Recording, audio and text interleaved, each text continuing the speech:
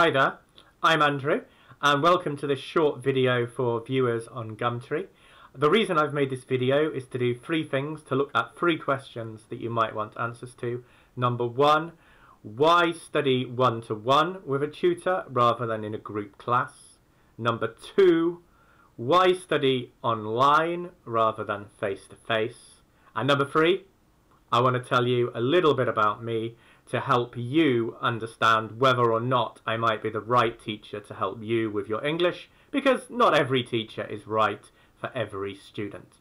So number one, why learn one-to-one rather than in a group class? Well, if you've ever been in a group class, and trust me, I have, then what you will find is that you'll be bored for a lot of the time, because the teacher in a group class, there are often 8 of you or 10 of you, the teacher has to aim the lesson often at the least able member of the class. So unless that person is you, you are probably going to be sat there bored for quite a lot of the time, being taught things that you already know. So it's a bit of a waste of time, really. In a one-on-one lesson, we can focus entirely on you and exactly what you want to do. And that's why it's better to learn one-on-one than in a group class. Number two, why learn online rather than face-to-face? Well, there are two reasons that people often mention. One, cost.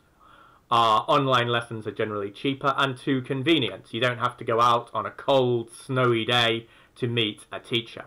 But there's a third reason, which is a much better reason actually than those two, and that is this.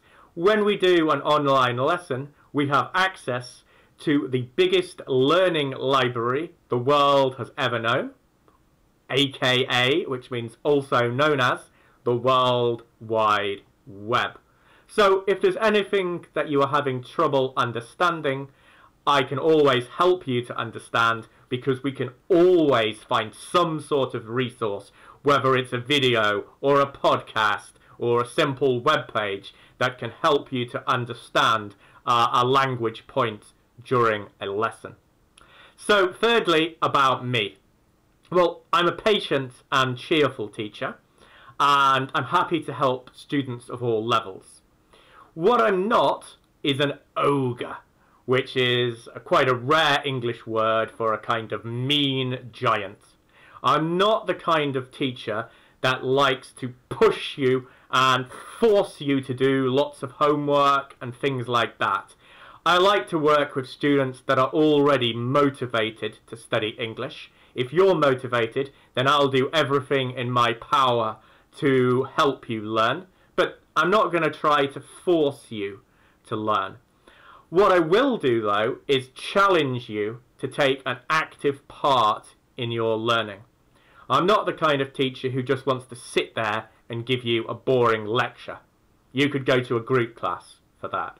No, I'm the kind of teacher that will want to challenge you to find out what you already know, rather than me just telling you this is a modal verb or whatever, or what the rules are for modal verbs.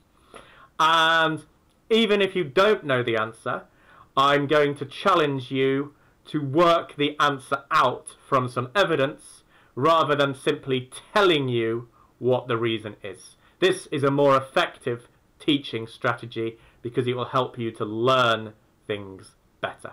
The foundation of my lessons, unless you specifically request something else, are conversational, because communication is hugely important, and it's learning the theory of a language is all very well, but it's all about putting it into practice and being an effective user of a language. The end goal, the ultimate aim, is what we call automaticity, the ability to be automatic with a language without having to do lots and lots of thinking. That's what I would help you towards. I've experience with test preparation, so if you're doing the IELTS or one of the Cambridge exams, then I'd love to help you with that. Job interviews. If you've got a big job interview, I'll be the interviewer. I will over-prepare you. You will be prepared to the point where your interview cannot possibly go wrong and you'll do well.